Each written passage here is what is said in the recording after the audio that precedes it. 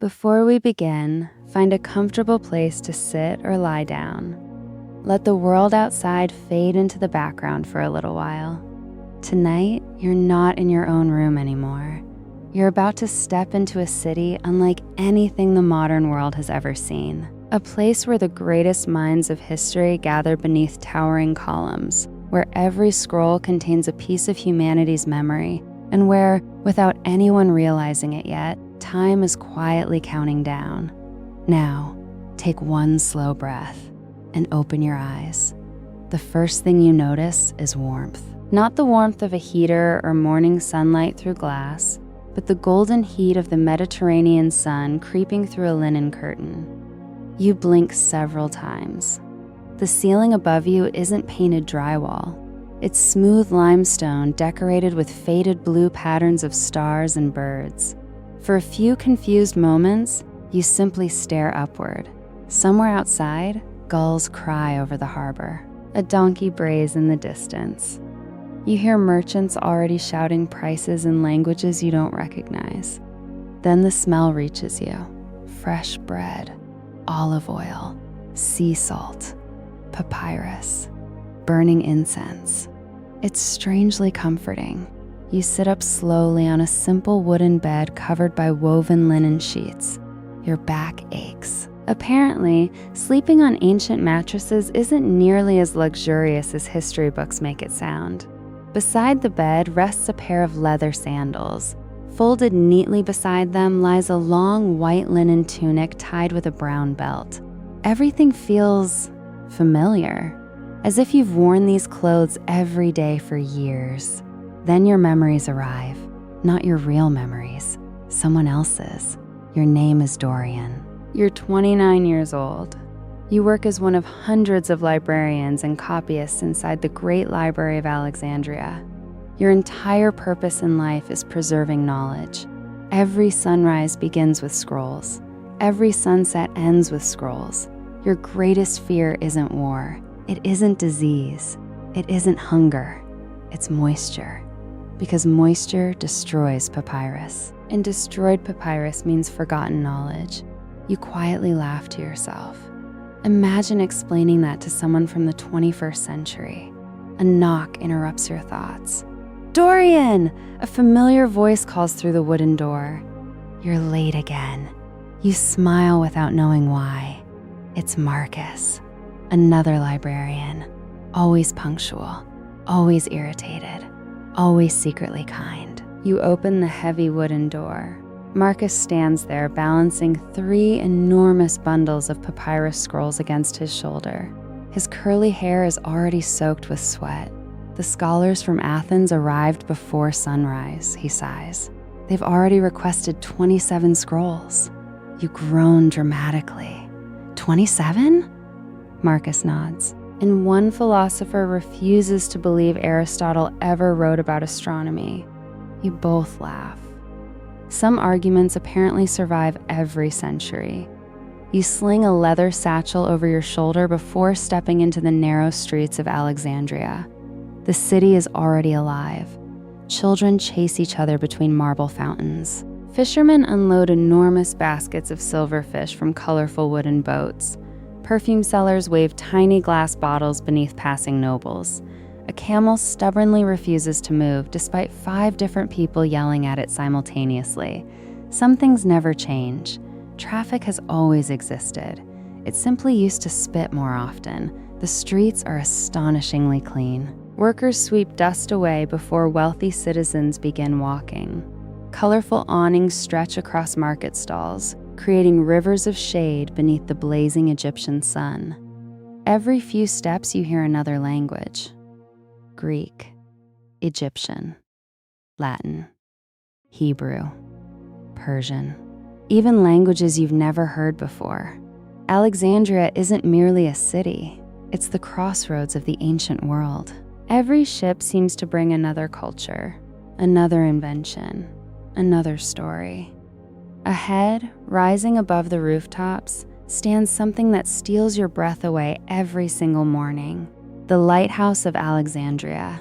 Its brilliant white stone reflects sunlight so intensely it almost hurts to look at. nearly 400 feet tall, one of the greatest engineering achievements humanity has ever created. At night, sailors claim its fire can be seen from over 30 miles away. Today, it simply watches over the harbor like an enormous silent guardian. Marcus notices you staring.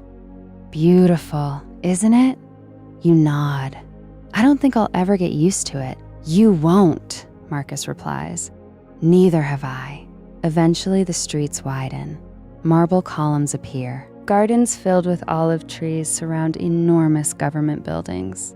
Scholars hurry past carrying stacks of scrolls tied together with red ribbons. You finally arrive, the Great Library. Even after years working here, it still overwhelms you. Massive white columns reach toward the sky. Bronze doors shine beneath the morning sun. Stone statues of philosophers guard the entrance. Thousands of scrolls rest inside these walls, perhaps hundreds of thousands. No one knows the exact number anymore. Every ship entering Alexandria is searched. If sailors carry books or scrolls, they're temporarily confiscated. Expert copyists reproduce every word by hand. The original joins the library. The owner receives a perfect copy instead. Some complain. Most eventually accept it. Knowledge belongs to everyone, or at least, that's the dream. Inside, cool air replaces the Egyptian heat. The smell changes immediately. Papyrus, ink, wood polish, old parchment, burning oil lamps. It smells like history itself. Rows upon rows of shelves stretch farther than your eyes can follow.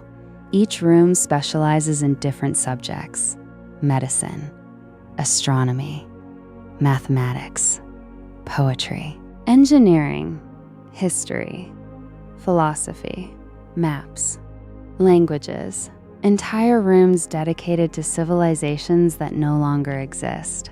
Some scrolls are already centuries old. Others arrived only yesterday. You place your satchel beneath your desk. An elderly librarian named Elias greets you with his usual smile. Good morning, good morning. He hands you a wax tablet. Today's assignments. Retrieve scroll 11A from Astronomy Hall. Deliver mathematical records to study chamber 4. Repair damaged papyrus from Rhodes.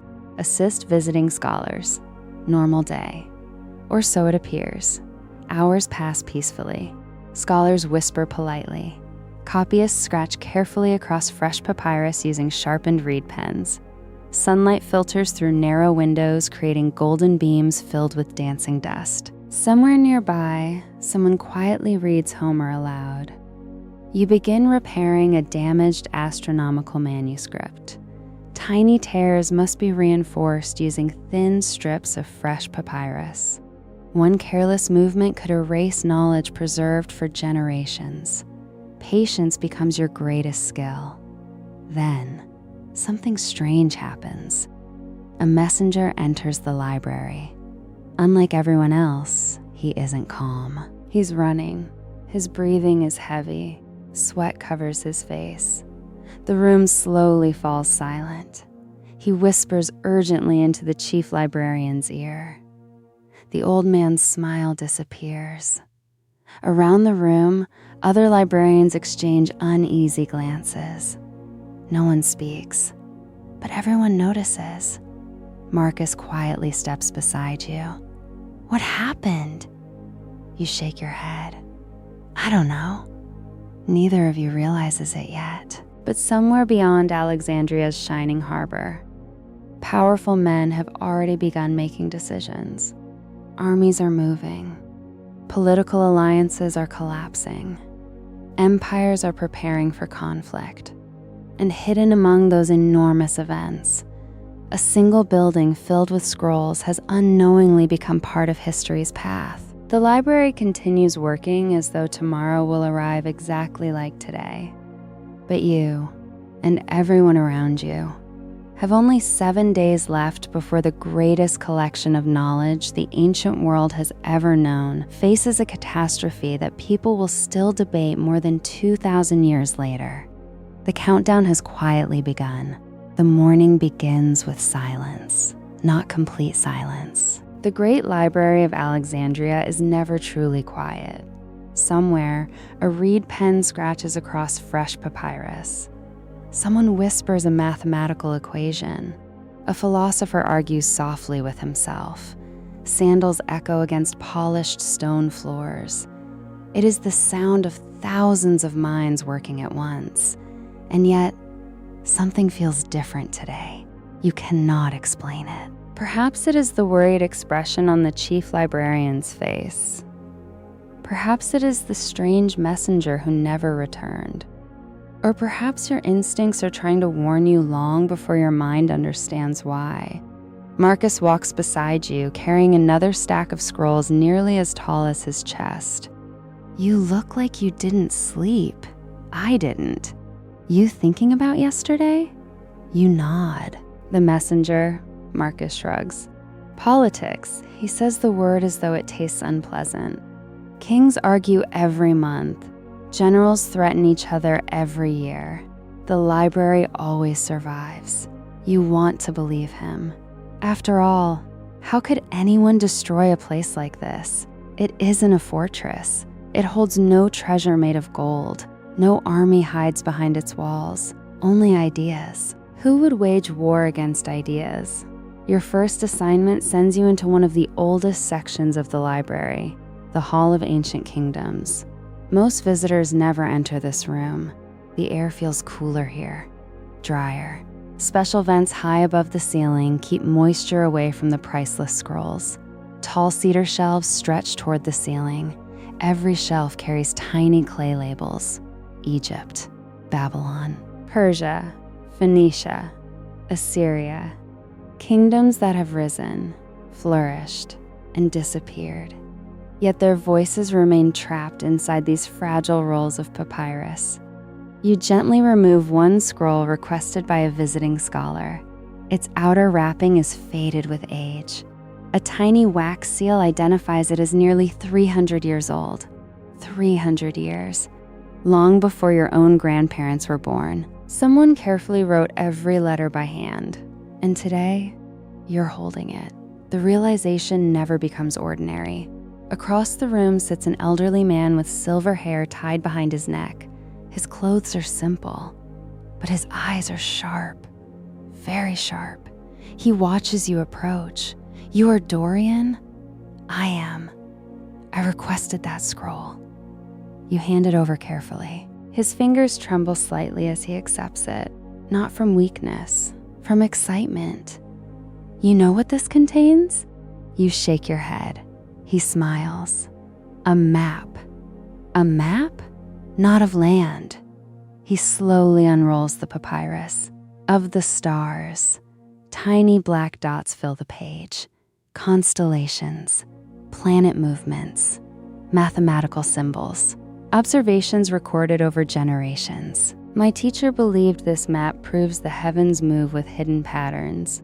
You study it silently, without telescopes, without satellites, without computers. Ancient astronomers somehow tracked the skies with astonishing accuracy. Human curiosity has always reached upward. Hours pass. You return scrolls, repair damaged manuscripts, guide lost visitors through endless corridors. Every room feels like another universe. In one chamber, doctors debate the human heart. In another, poets argue over the perfect sentence. Nearby, engineers design machines powered only by water. The library isn't merely preserving history. It is creating the future. Near midday, Marcus finds you again. Dorian, you've been assigned to the Royal Archive. You blink. The Royal Archive? Marcus whistles quietly. Congratulations. You've finally earned enough trust. Few librarians are allowed inside. The Royal Archive contains the rarest texts in Alexandria. Only senior scholars may enter freely. The bronze doors stand beneath two enormous statues of Athena. A guard examines your wax tablet before allowing you through. The doors swing open slowly. The room beyond steals your breath. Unlike the crowded halls outside, this chamber is almost empty. Hundreds of shelves stand perfectly organized, each scroll wrapped in colored linen. Blue ribbons, red ribbons, purple ribbons reserved for royal documents. The smell here is different, older, richer, almost sacred. You feel as though you're walking inside humanity's memory. An elderly woman approaches. Her name is Helena. She has worked here longer than anyone remembers. People whisper that she knows every scroll by location. She smiles kindly. So, you're the young librarian everyone keeps talking about, I suppose. She laughs softly. Humility. Good. It will serve you better than pride. She leads you deeper into the archive. You'll help catalog recent arrivals. Remember something. She pauses beside an enormous shelf. Books are fragile. Knowledge is fragile. But ignorance, she sighs. Ignorance spreads faster than fire. Those words linger in your mind. The afternoon passes peacefully until another messenger arrives. This time, everyone notices. He doesn't run. He walks quickly. Straight toward Helena, she reads the sealed message. Her expression changes immediately. She folds it carefully, then locks it inside a wooden chest. You pretend not to notice, but Marcus notices. Everyone notices. That evening, the library closes as the sun sinks beyond the Mediterranean. You and Marcus walk home through busy streets. Street musicians play cheerful melodies. Children laugh while chasing stray dogs. Merchants advertise fresh figs and honey.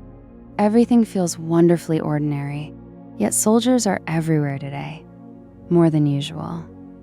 Roman soldiers, Egyptian guards, officers speaking quietly at street corners.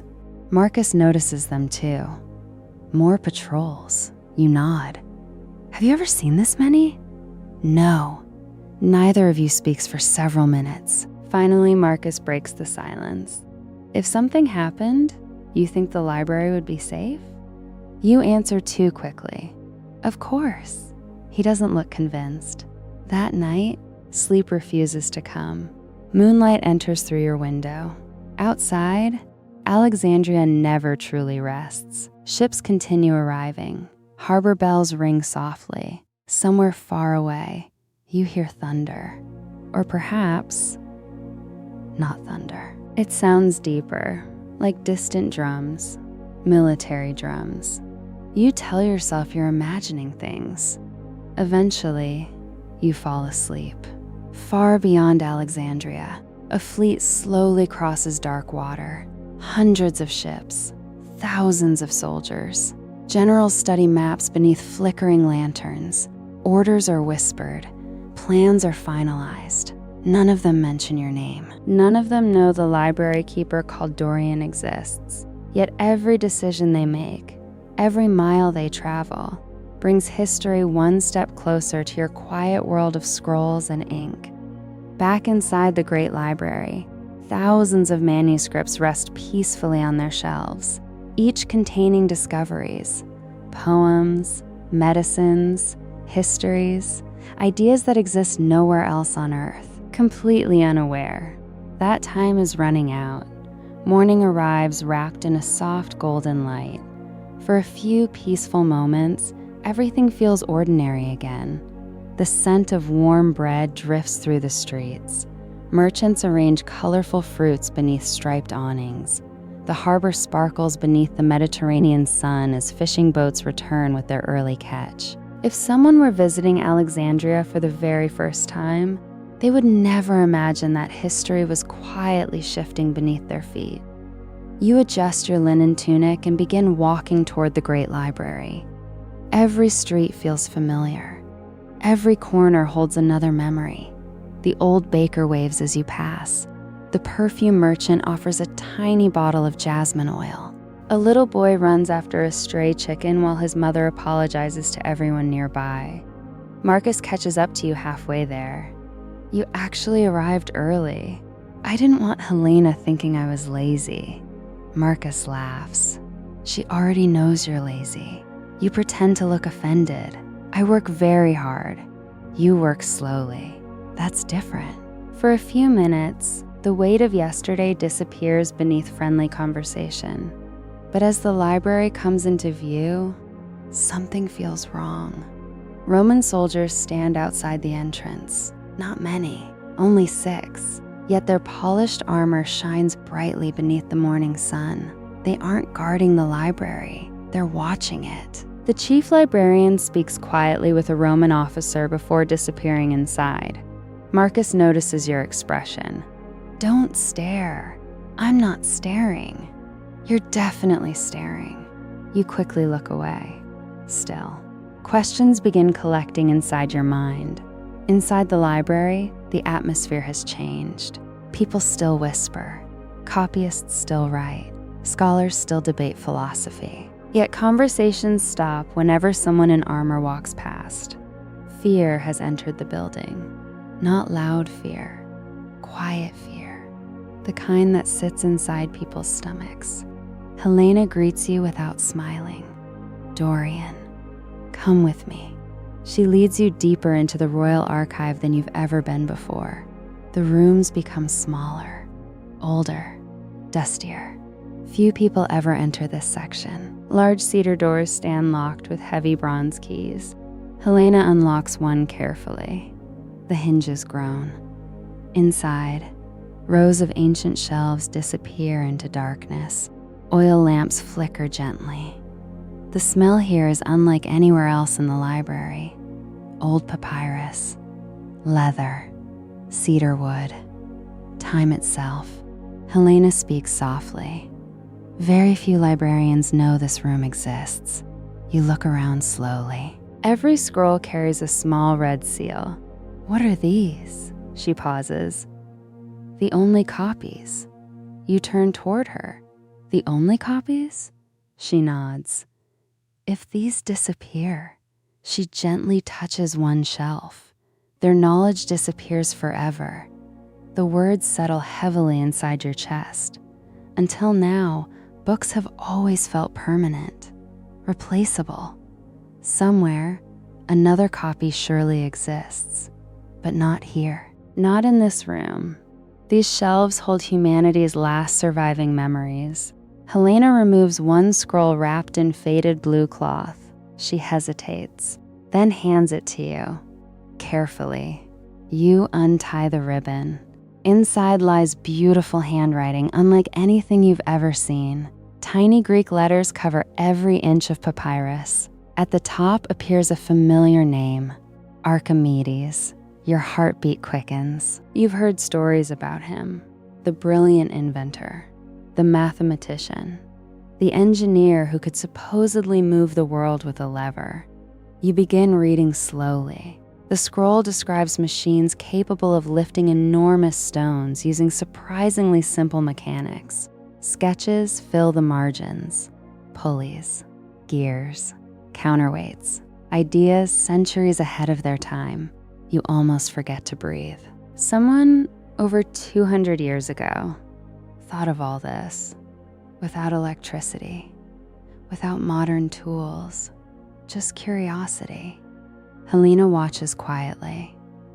Imagine, she says, how many discoveries exist only because someone decided to write them down? You nod. And imagine, she continues, how many discoveries disappeared because someone didn't?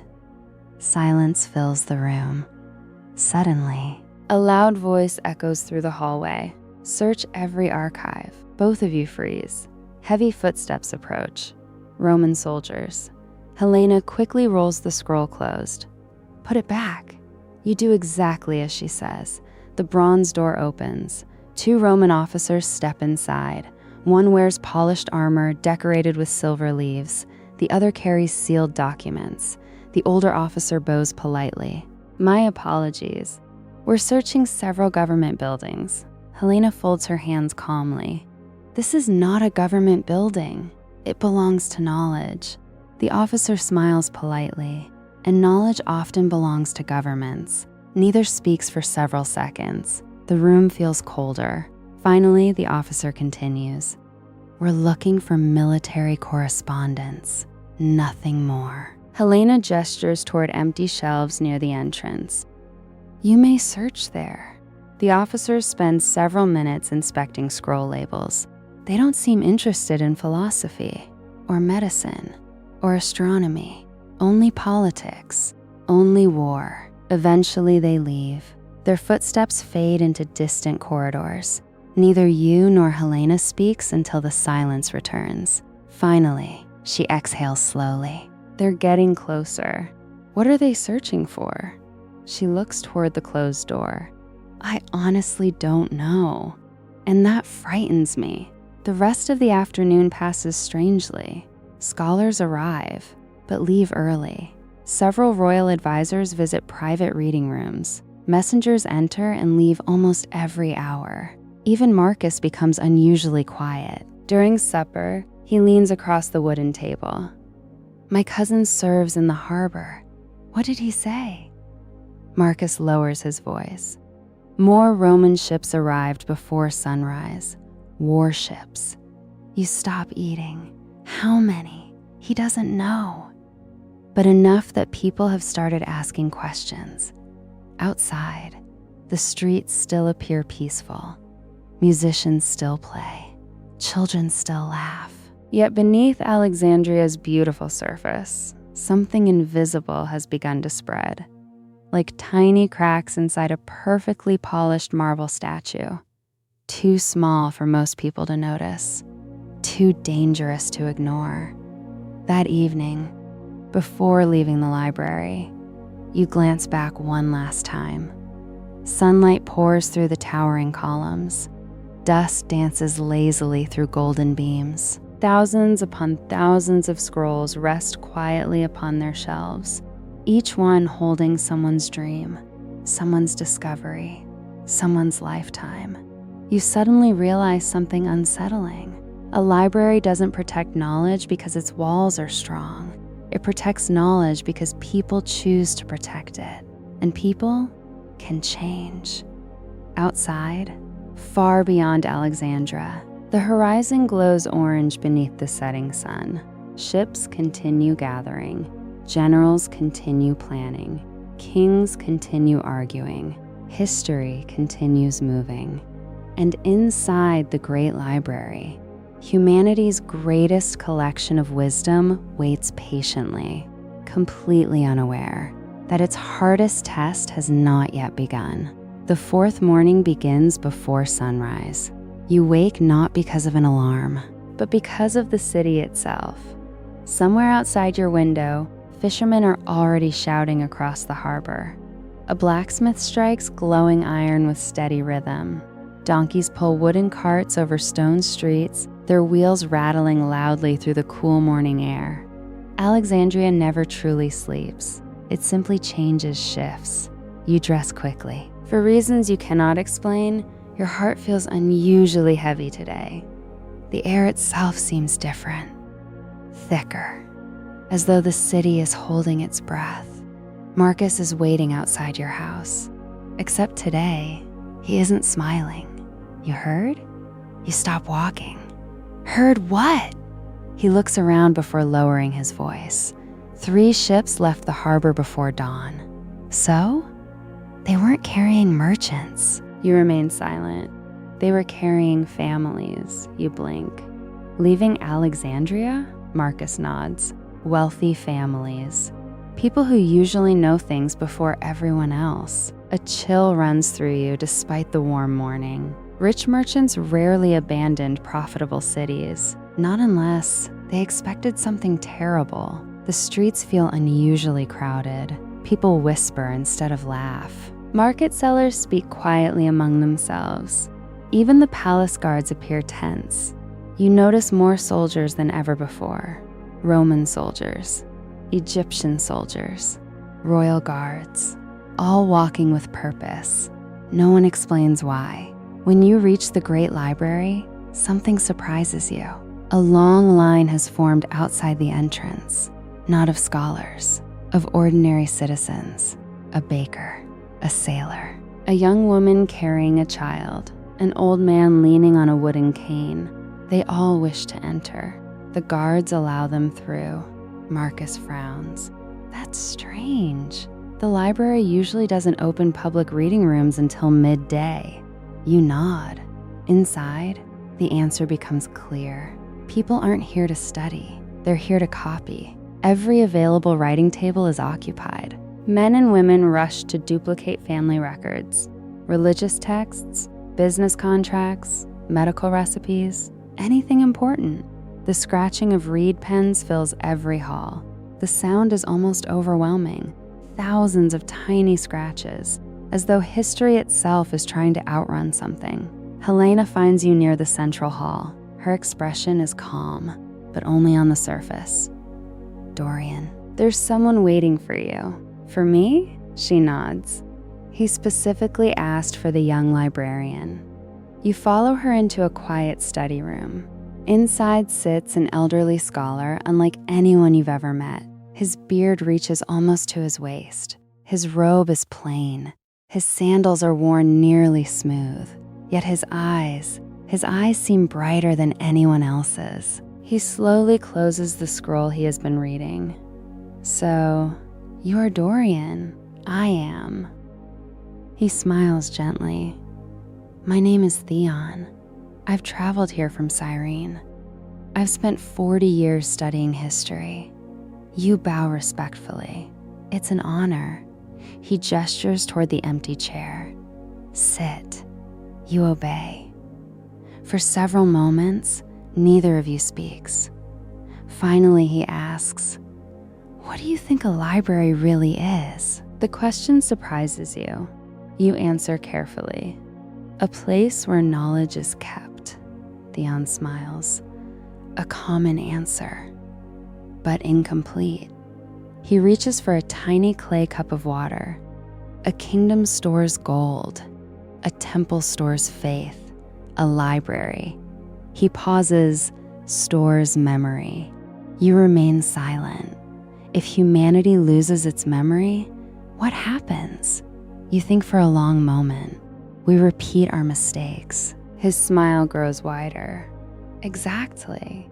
He reaches into a leather satchel beside him.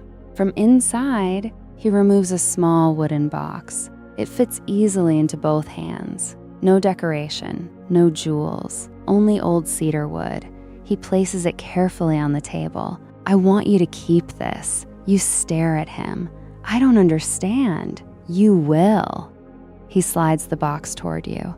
But promise me something. If anything happens to this library, his voice grows softer.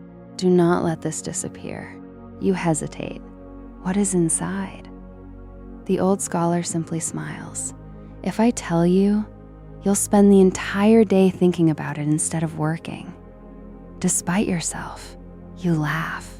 So, I simply trust you? He nods. Sometimes history asks strangers to protect it. Before you can ask another question, a loud bell echoes through the library. Once, twice, 3 times. Every librarian freezes. Marcus appears at the doorway. Dorian, the chief librarian needs everyone, immediately. Hundreds of librarians gather inside the central hall. The room is silent. Even visiting scholars stop writing. The chief librarian slowly steps onto a marble platform. He looks older than yesterday, much older. My friends, he begins. There are rumors throughout Alexandria. Murmurs ripple through the crowd. I will not lie to you. The room becomes perfectly still. Political tensions continue growing, but our duty remains unchanged. He gestures toward the endless shelves surrounding everyone. We are not soldiers. We do not choose kings. We do not command armies. We protect knowledge. Nothing more, nothing less.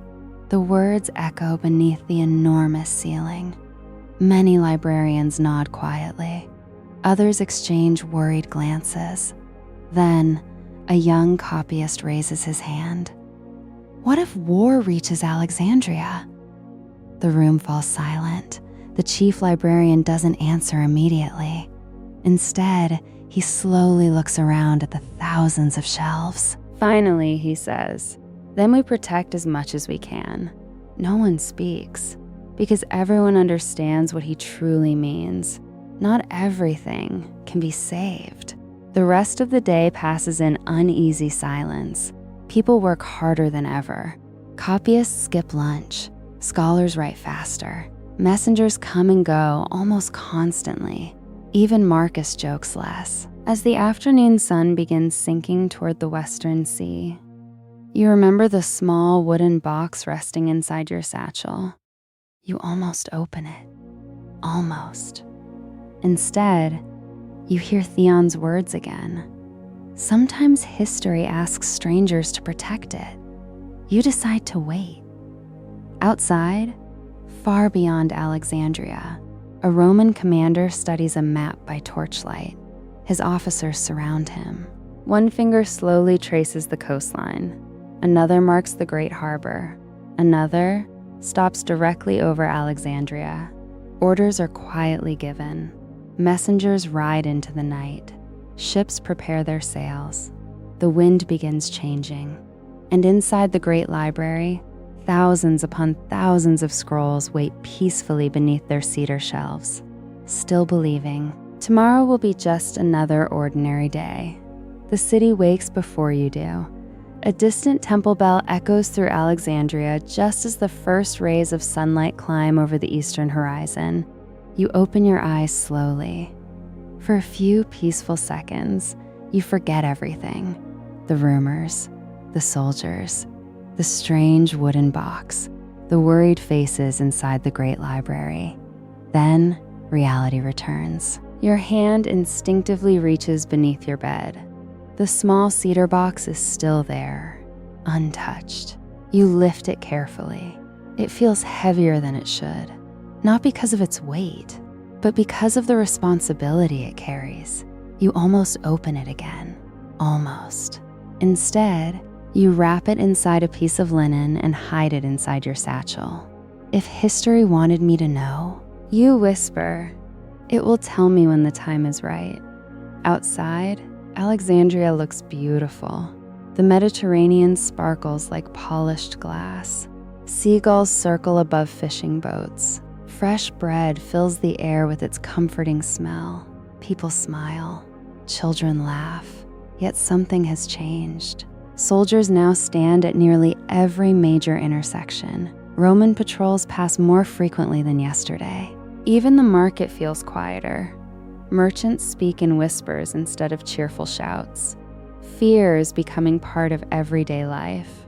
Marcus is already waiting outside the library. He doesn't greet you with one of his usual jokes. Instead, he simply points toward the harbor. You follow his gaze. Several enormous Roman ships now sit anchored offshore.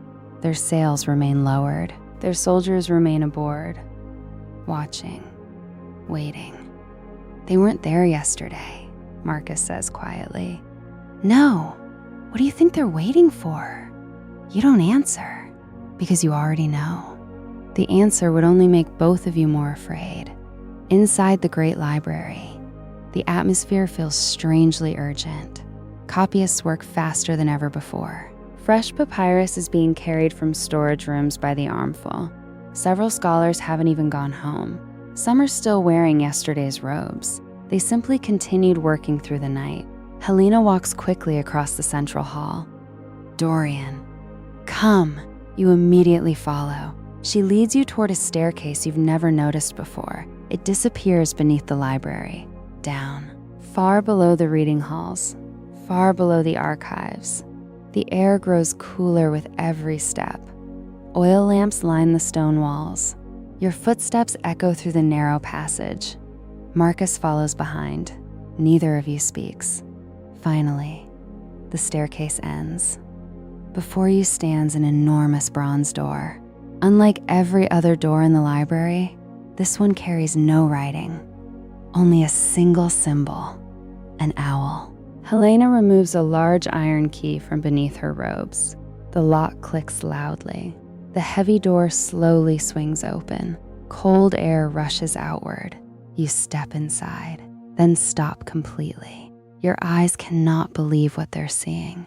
The room is enormous. much larger than anything above ground. Hundreds of shelves disappear into darkness. Wooden chests fill the corners. Stone tablets rest beside rolled papyrus. Wax tablets, maps, bronze instruments, even carved wooden models of strange machines. Marcus whispers, "I've worked here 6 years. I never knew this existed." Helena nods. "Very few do." She slowly walks toward the center of the chamber. "This," she says, "is the memory vault." You stare silently. Everything stored here exists nowhere else. Your heartbeat quickens. "No copies?" She shakes her head. "None." You suddenly understand why this place remained hidden. If enemies discovered it, entire civilizations could vanish forever. Helena carefully lifts a clay tablet. "This came from Babylon." She points toward another shelf. "Those scrolls contain medical treatments from India." Another shelf. "Navigation charts from Phoenician sailors." Another. "The earliest known observations of eclipses." Every direction you look, human history surrounds you. Knowledge collected from every corner of the known world. Thousands of years, resting quietly beneath one roof. Marcus slowly turns in circles. "This place," he whispers, "is worth more than every palace in Egypt." Helena smiles sadly. "No, it's worth more than every palace on Earth." Suddenly, a loud vibration shakes the ceiling. Dust falls from above. Everyone freezes. Another vibration. This one stronger. Boom, boom, boom. Marcus looks upward. "What was that?" A young librarian runs down the staircase, breathing hard. "Military drills near the harbor. The ground shook from the catapults." Silence fills the chamber. Military drills. So close. Too close. Helena immediately begins giving orders. Every rare scroll receives fresh wrapping. Double-check every catalog. Prepare emergency transport crates. Marcus blinks. "Emergency transport?" She answers without looking up. "I pray we never use them. But hope," she says quietly, "is not a strategy." The entire day becomes a race against time. Librarians wrap fragile manuscripts in fresh linen. Wooden crates are repaired. Inventories are checked again, and again, and again. No one complains. No one asks questions. Everyone understands. Preparation is not panic. Preparation is survival. Late that afternoon, you find yourself alone inside the memory vault. Only the flickering oil lamps keep you company. Your eyes drift toward your satchel, the cedar box. You finally remove it, carefully, slowly.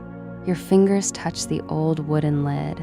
This time, you cannot resist. You lift it open. Inside, there is no gold, no jewels, no royal seal. Only one tightly rolled scroll, smaller than your hand, wrapped with faded blue thread. Across the front, someone has written only 4 words. "Open when the fire begins." Your breath catches. Fire? What fire? Before you can think another thought, footsteps echo from the staircase. You quickly close the box, hide it inside your satchel. Marcus appears. There you are. The chief librarian wants everyone upstairs. Something happened. His face has turned pale. What happened? He swallows hard. A messenger just arrived from the palace. He says Julius Caesar himself, Marcus pauses, has entered Alexandria. The words seem to steal the air from the room. Far above, the evening sun sinks behind the sea. Ships rock gently inside the harbor. Citizens continue living their ordinary lives, completely unaware that history has just stepped through the gates of their city. And beneath the Great Library, hidden inside one ordinary librarian's satchel, rests a tiny scroll carrying a single mysterious warning. Open when the fire begins. The words refuse to leave your mind. Julius Caesar has entered Alexandria. For several seconds, no one moves. The memory vault, usually filled with the quiet confidence of scholars, suddenly feels much smaller. Marcus breaks the silence first. "Are you sure?" The young messenger nods. "I heard it from the palace guards themselves. The Roman fleet entered the great harbor just after sunset. They say Caesar came chasing Pompey." The room falls silent again. Politics, war, power. Until now, they had all felt distant. Stories carried by travelers, arguments between kings. Now, history has arrived at your doorstep. The chief librarian gathers everyone inside the central hall. Nearly 200 librarians stand shoulder to shoulder beneath towering marble columns. Oil lamps flicker softly as evening shadows stretch across the floor. The old librarian looks exhausted. "My friends," he begins quietly, "I will not ask anyone to stay." Murmurs spread through the crowd. "If any of you wish to return to your families, you may leave. No shame, no punishment." Several librarians lower their heads. Others exchange uncertain glances. No one moves. The chief librarian smiles sadly. "I expected as much. You are all stubborn." A few nervous laughs echo through the hall. Even in frightening moments, a little humor keeps fear from growing too large. Helena steps forward. "Our responsibility has changed." She gestures toward the endless shelves surrounding them. "Until yesterday, our job was preserving knowledge. Beginning tonight, our job is protecting it." Those words settle heavily over everyone. Protecting knowledge, not organizing it, not studying it, protecting it. Teams are immediately assigned. Some librarians begin hiding the rarest scrolls inside underground chambers. Others move priceless manuscripts into wooden transport crates. Marcus joins a group carrying heavy chests toward the memory vault.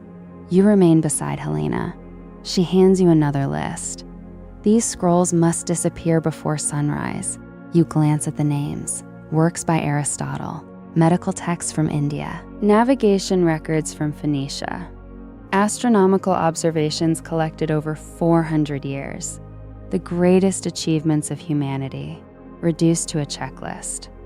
Outside, night slowly settles over Alexandria. From the library windows, you can see hundreds of lights dancing across the harbor. Roman ships, far more than yesterday.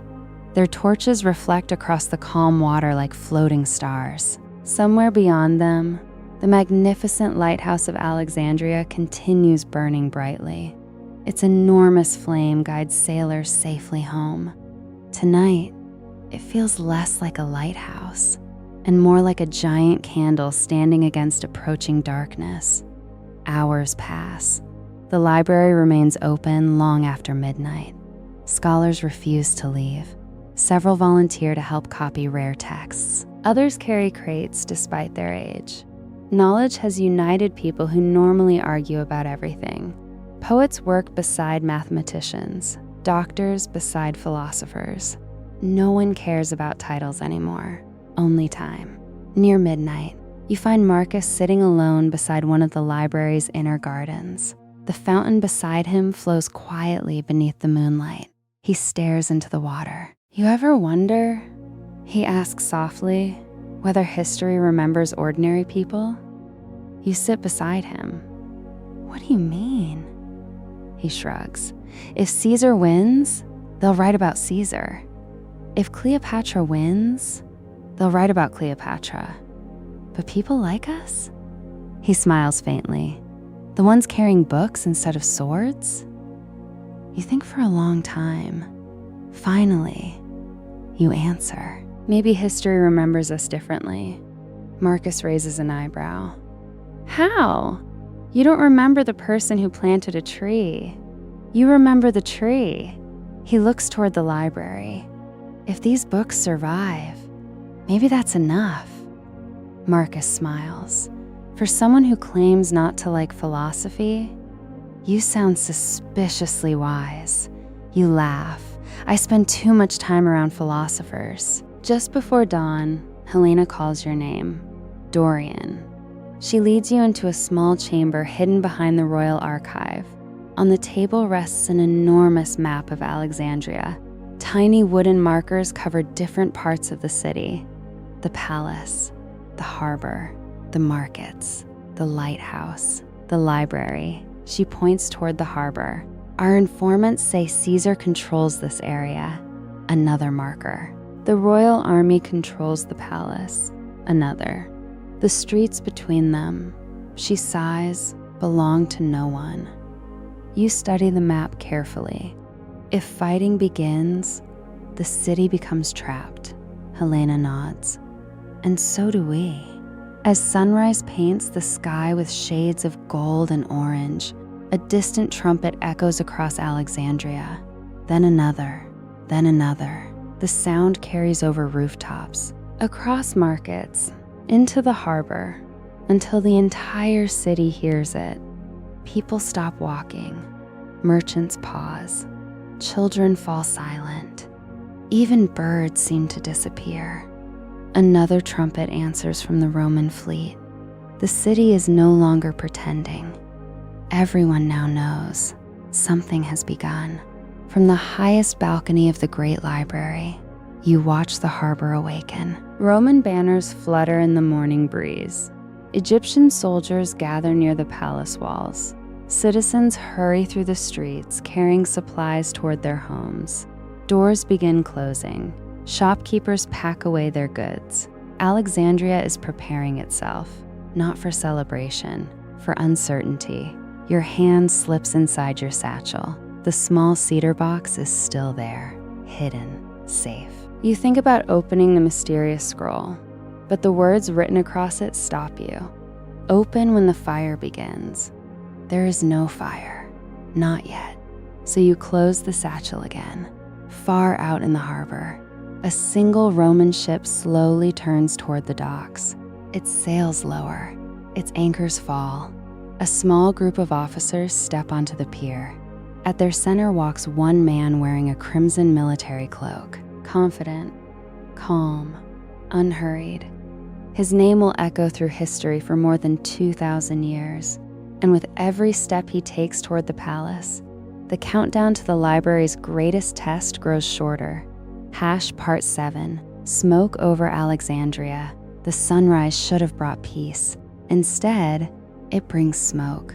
Not thick black smoke, not yet. Just thin gray ribbons rising above the eastern harbor, twisting into the morning sky like silent warnings. From the highest balcony of the Great Library, you watch citizens stop in the streets. Everyone is looking in the same direction, the harbor. Marcus steps beside you. Do you smell that? You inhale slowly. Burning wood, tar, salt water. Something is burning, far away, but close enough to make your stomach tighten. Moments later, another trumpet echoes across Alexandria. Then another. The city is awake now, not because it wants to be, because history has knocked on its door. Inside the library, the atmosphere changes instantly. Librarians hurry through the halls. Scholars abandon unfinished discussions. Copyists carefully roll fresh manuscripts before placing them inside wooden cases. Nobody waits for orders anymore. Everyone already knows what must be done. Helena walks through the central hall with surprising calm. Everyone remain focused.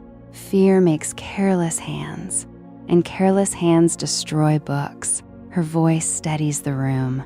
People slow down, breathe, continue working. You and Marcus are assigned to the Western Archive. Together, you begin carrying rare scrolls into reinforced cedar chests. Each chest is lined with linen to protect the fragile papyrus. Marcus carefully lifts a scroll tied with purple ribbon. Do you know what this is? You shake your head. He smiles sadly. The oldest complete history of ancient Egypt. You stare at it for a moment.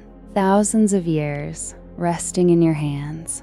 One accident, one spark, and it could disappear forever. You gently place it inside the chest. A loud knock echoes through the entrance hall. Everyone freezes. Roman soldiers enter. This time there are 12 of them. Their commander removes his helmet before speaking. "We mean no harm." The chief librarian steps forward. "This is a house of knowledge." The officer nods respectfully. "We know." Our commander requests maps of the harbor. Silence. The chief librarian studies him carefully. "Military maps?" "Yes."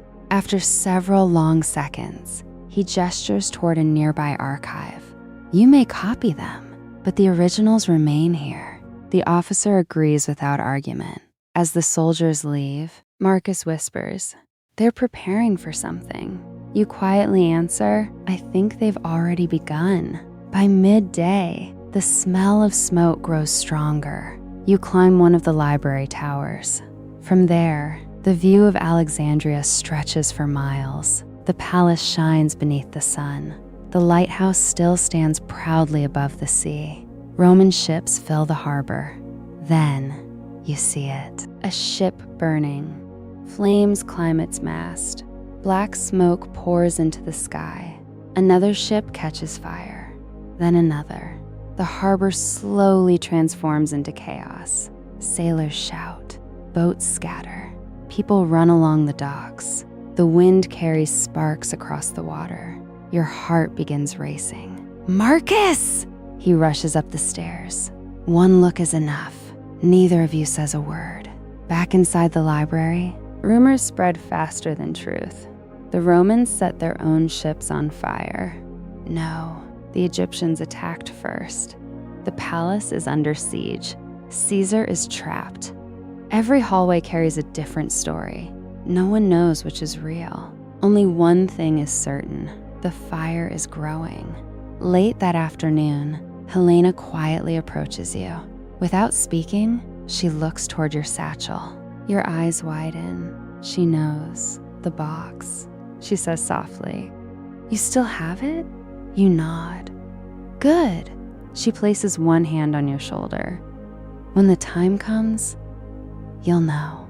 Before you can ask another question, a young librarian runs into the room. His face is completely pale. The wind has changed. Everyone looks toward the open windows. A strong sea breeze now blows directly toward the city, toward the warehouses, toward the streets, toward the Great Library. Helena closes her eyes for a single moment, then opens them again. Her voice remains calm. "Seal every western window. Move all emergency crates underground. No running, no panic. We save what we can." The entire library comes alive. Hundreds of people move with remarkable discipline. Wooden shutters slam closed. Crates disappear into hidden passages. Rare scrolls vanish beneath stone floors. Outside, the smoke grows darker. The sky slowly changes from blue to gray. Then, a tiny piece of burning ash floats through an open window. It lands silently on the marble floor. You stare at it. Just one tiny ember. So small, so harmless. Until you remember the words hidden inside your cedar box. Open when the fire begins. Your hands slowly reach for the satchel. For the first time, you realize the fire has begun. Part 8. The scroll inside the cedar box. Your fingers tremble as you reach into your satchel. Around you, the library has become a whirlwind of movement. Librarians carry heavy wooden crates through endless corridors. Scholars carefully wrap priceless scrolls in fresh linen. Guards seal doors that have remained open for generations.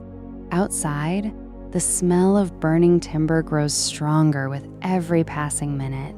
You remove the small cedar box. For a moment, you simply stare at it. The words written on the tiny scroll echo inside your mind. Open when the fire begins. You take one slow breath. Then, you untie the faded blue thread. The papyrus crackles softly as it unfolds. The handwriting is elegant, small, steady. It begins with only one sentence.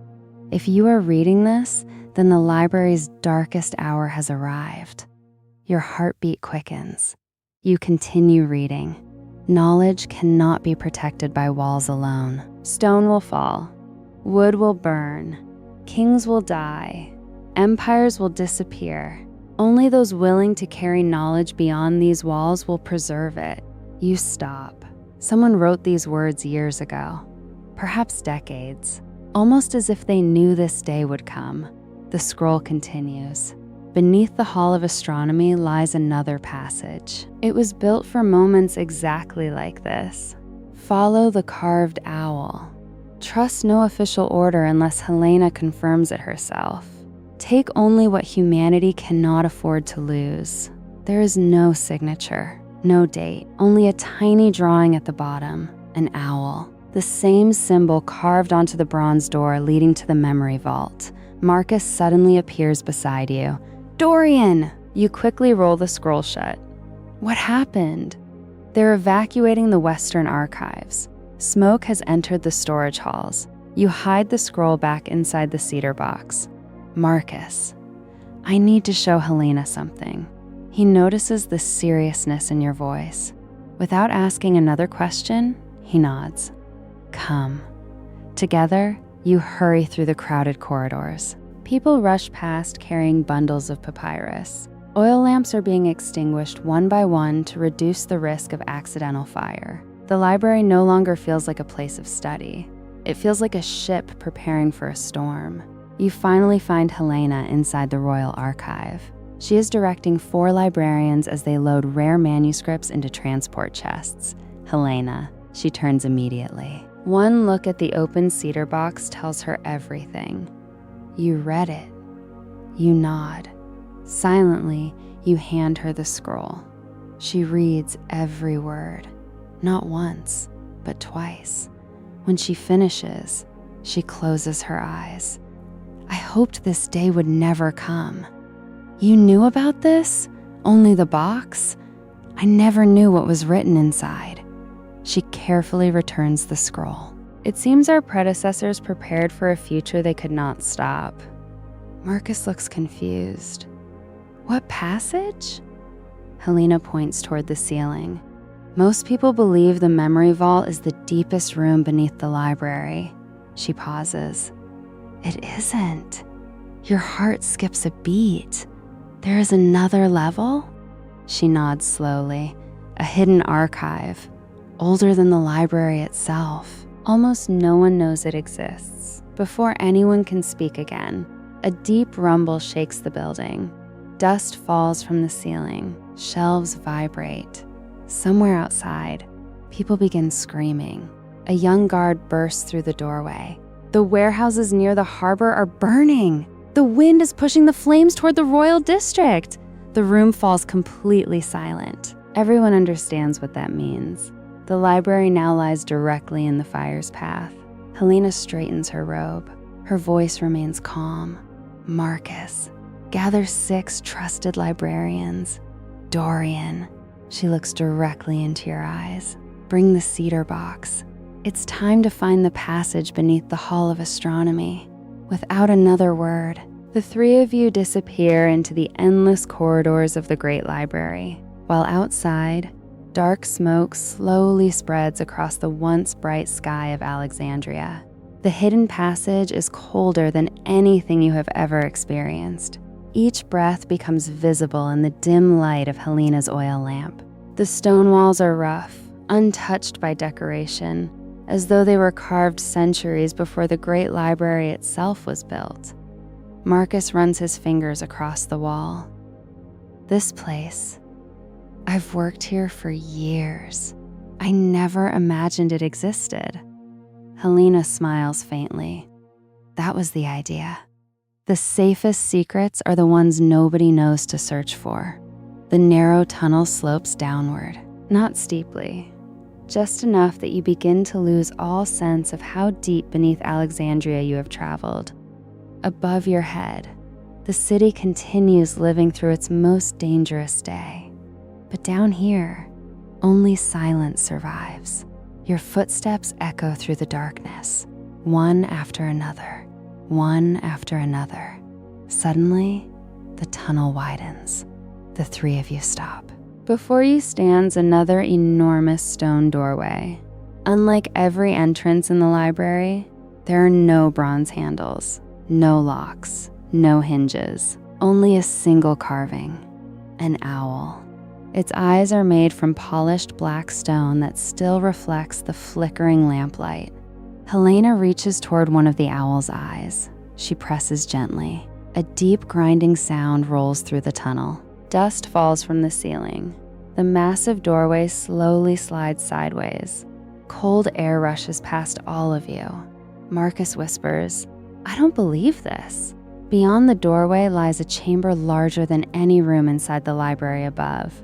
The ceiling disappears into darkness. Stone columns rise like ancient trees. Hundreds of wooden shelves stand perfectly preserved. No dust, no cobwebs. It almost feels as though someone was here yesterday. In the center of the room stands a massive circular stone table. Around it rest 12 carved chairs. Each chair bears the symbol of a different civilization. Egypt, Greece, Persia, Babylon, Phoenicia, and several symbols you do not recognize. Helena walks slowly toward the table. This place was built before Alexandria became the center of knowledge. Marcus looks around in amazement. Who built it? No one knows. Every chief librarian passes its location to the next, and every generation hopes it will never be needed. You carefully examine the nearest shelf. Instead of ordinary scrolls, you find objects. A bronze compass unlike any you've seen. Tiny clay tablets covered in strange writing. Star charts engraved onto thin sheets of silver. Medical instruments made with remarkable precision. Each object represents an idea, a discovery, a forgotten breakthrough. Suddenly, you notice something strange. Several shelves are empty, not broken, not damaged, empty, as though someone removed their contents long ago. Helena, she follows your gaze. Her expression changes immediately. That's impossible. What? Those shelves were full. Marcus steps closer. Could another librarian have taken them? Helena slowly shakes her head. No. Only 3 living people knew this chamber existed. A cold silence fills the room. Someone has been here. Someone else knows the secret. Before anyone can speak, a loud boom echoes through the tunnel behind you. The ground shakes violently. Dust rains from above. Then another explosion. Much closer this time. Marcus looks upward. The fire. Helena closes her eyes for a brief moment. No, that's not fire. She looks directly at both of you. Those are siege engines. Another thunderous crash rolls through the stone corridors. Tiny cracks appear along part of the ceiling. The library above is under attack. Without hesitation, Helena begins removing scrolls from hidden shelves. Take only the irreplaceable ones. No duplicates, no copies. The future will need these. You grab the first bundle handed to you. Marcus takes another. Within moments, each of you is carrying an armful of humanity's rarest knowledge. Then, a faint sound reaches your ears. Not from above, from somewhere deeper inside the hidden chamber. Footsteps. Slow, careful. Someone else is down here. The footsteps stop. A calm voice echoes through the darkness. So, it seems I wasn't the only one who knew this place existed. Every torch in the chamber suddenly feels far too small. Someone is watching you from the shadows. The voice is calm, almost friendly. Yet every word sends a chill through your body. So, it seems I wasn't the only one who knew this place existed. You tighten your grip on the bundle of scrolls in your arms. Marcus quickly steps in front of Helena. The flickering torchlight reaches only a few feet into the darkness. Beyond that, nothing. Only shadows. Then, a figure slowly walks forward. An elderly man. His silver beard reaches his chest. He wears a dark traveling cloak covered with fine dust. In one hand, he carries an oil lamp. In the other, a rolled scroll tied with black thread. Helena stares at him in disbelief. No, the old man smiles gently. You remember me. Marcus looks between them. You know him? Helena nods slowly. I thought you died 15 years ago. The stranger chuckles. So did everyone else. He lowers his hood. My name is Orion. I was once the youngest keeper of this chamber. Silence fills the room. Helena takes one cautious step forward. If you're alive, why did you disappear? Orion looks toward the endless shelves surrounding him. Because someone had to protect what could never leave this place. His eyes settle on the scrolls in your hands. You've already started choosing. Helena nods. The fire is coming. Orion slowly closes his eyes. I know. I've smelled the smoke for hours. Another distant explosion shakes the ceiling. Tiny stones fall onto the floor. Dust fills the air. Marcus glances upward. We don't have much time, Orion agrees. No, we don't. He walks toward the massive stone table in the center of the chamber. Resting both hands upon it, he presses firmly. For several seconds, nothing happens. Then, a deep rumbling echoes beneath your feet. The circular stone table slowly begins turning. Hidden gears grind beneath the floor. As it rotates, a staircase appears beneath it, leading even deeper underground. Marcus whispers, There's another level. Orion nods. The final archive. Helena's eyes widen. I've never seen this, because no chief librarian has needed it. Until now. Cold air rises from the opening. Unlike the chambers above, this air carries no smell of papyrus, no cedar, no dust, only clean, still, ancient air. Orion lifts his lamp. The greatest discoveries were never placed on ordinary shelves. They were hidden where only the last guardians would find them. You carefully descend the staircase. Each step echoes endlessly below.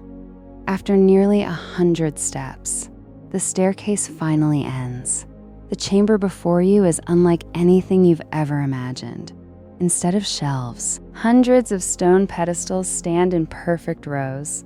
Each supports a single object beneath a glass cover. A tiny mechanical device made of bronze gears. A crystal lens polished so perfectly it magnifies writing 3 times larger. A beautifully detailed globe showing lands you've never heard of.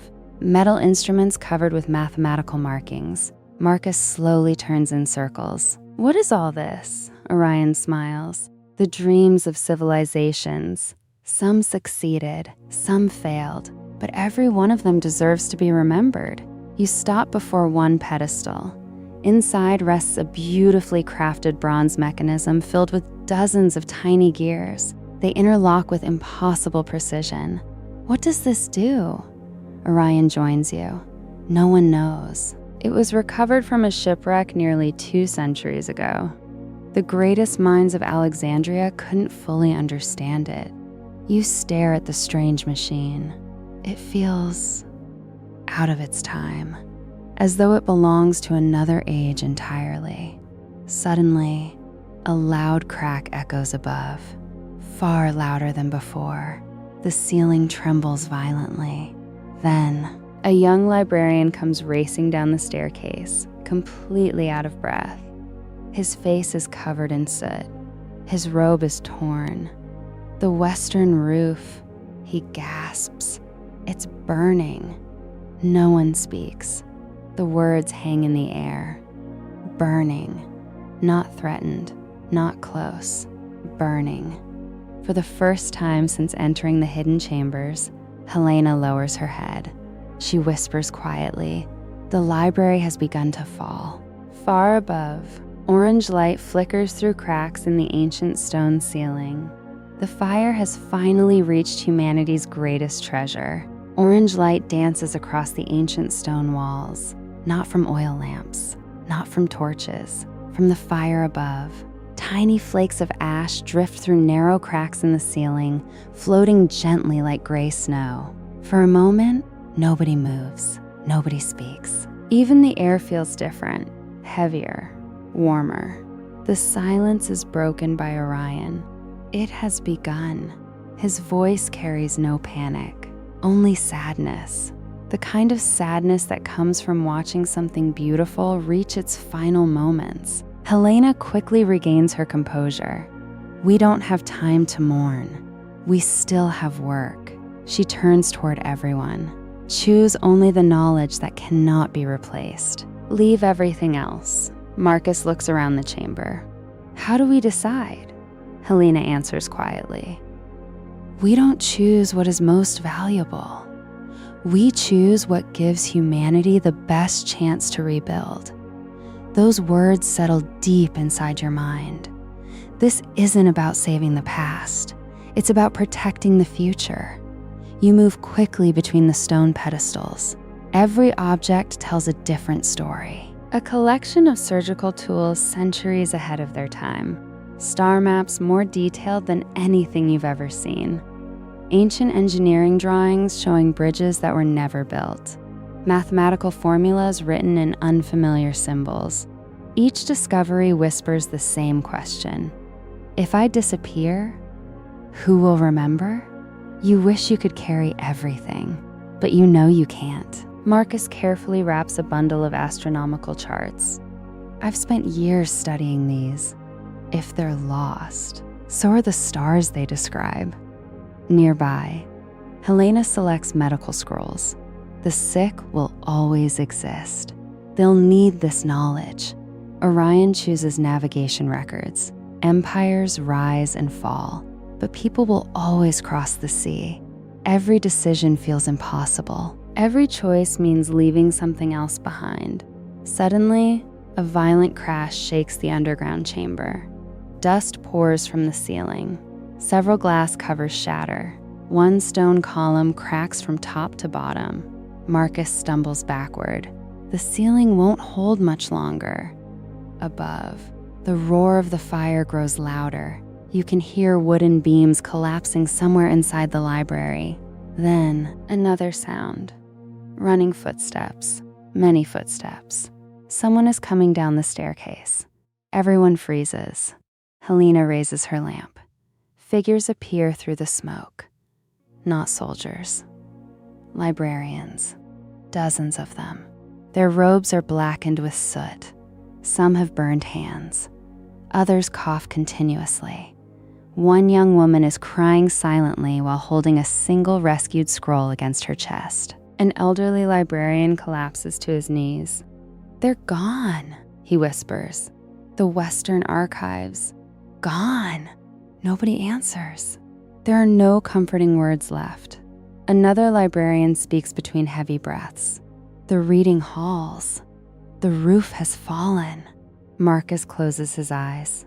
Only yesterday, scholars had been debating philosophy beneath those beautiful ceilings. Now, only fire remains. Helena walks to the exhausted group. How many escaped? Almost everyone. The guards helped. She nods with relief. And the books? The young librarian lowers his head. We saved hundreds. His voice breaks. But there were hundreds of thousands. The number echoes through the chamber. Hundreds. Against hundreds of thousands. The difference feels unbearable. Orion places one hand on the young man's shoulder. Do not measure your courage by what was lost. Measure it by what you refuse to abandon. The young librarian wipes away tears. Slowly, he stands again. Another thunderous explosion echoes from above. This one is different. The entire hidden chamber trembles. Stone dust fills the air. A deep crack spreads across the ceiling. Helena looks upward. We leave now. Everyone lifts as many scrolls and instruments as they can carry. No one speaks. The line begins climbing the staircase in complete silence. One by one, The guardians of humanity's knowledge disappear into the smoke-filled darkness above. Behind them, the hidden chamber remains untouched, waiting. Perhaps for another generation, perhaps for another 1,000 years. No one knows if anyone will ever return. Smoke fills every corridor, not enough to blind you, but enough to make every breath feel heavier than the last. You climb the ancient staircase with the rescued scrolls pressed tightly against your chest. Behind you, the hidden chamber disappears into darkness once more. Ahead, the world has changed. When you finally emerge into the lower halls of the Great Library, you stop. The silence is gone. In its place, chaos. Servants rush through the corridors carrying buckets of water. Guards break apart, burning furniture before the flames can spread. Librarians form long lines, passing rescued scrolls from one person to another. The beautiful marble floor is covered with broken wood, shattered pottery, and black ash. The library that once felt eternal now feels painfully fragile. Marcus coughs as he looks toward the western hall. It was worse than I imagined. You follow his gaze. The roof above the Western Archive has completely collapsed.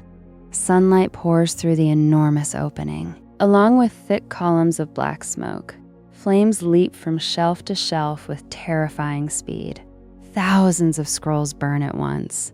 Each one curls inward before disappearing into glowing embers.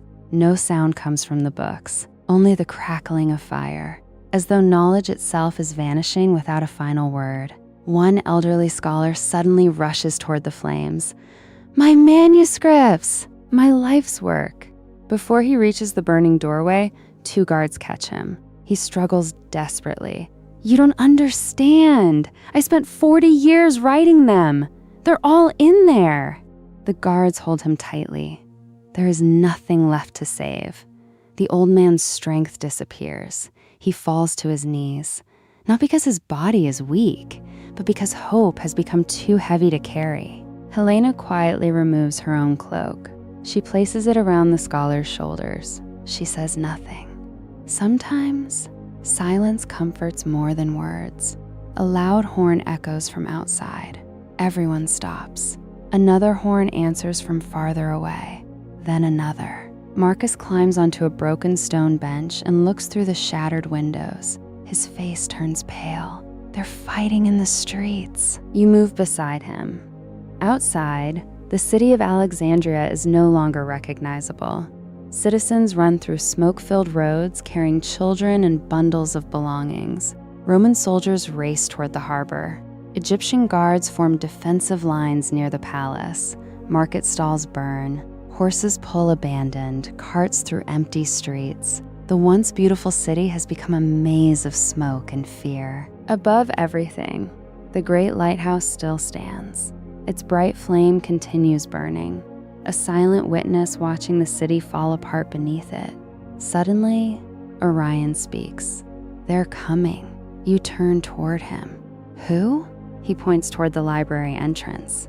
"Not soldiers, collectors." Moments later, several richly dressed officials enter the library under heavy guard. None carries a bucket. None carries a rescued scroll. Instead, they carry sealed wooden chests. One official unfolds a royal document. By order of the crown, all treasures belonging to the royal collection will be removed immediately. Marcus stares in disbelief. Treasures? The official nods without emotion. Gold, jewels, royal gifts. You look around the burning halls. Books are turning to ash. People risk their lives to save knowledge. Yet these men have come for gold. Helena steps forward. The library itself is the greatest treasure in Egypt. The official barely looks at her. "My orders concern valuables." Without another word, his men begin carrying golden statues and decorated chests toward the exit. No one stops them. Everyone is too busy saving lives. You watch silently as they disappear into the smoke. Marcus whispers, "History always remembers kings, but today, I think it should remember librarians. Before anyone can answer, a terrified young messenger bursts through the main entrance. His face is streaked with soot. Blood runs down one arm. He struggles to catch his breath. The eastern wing, he gasps. The fire has crossed the court.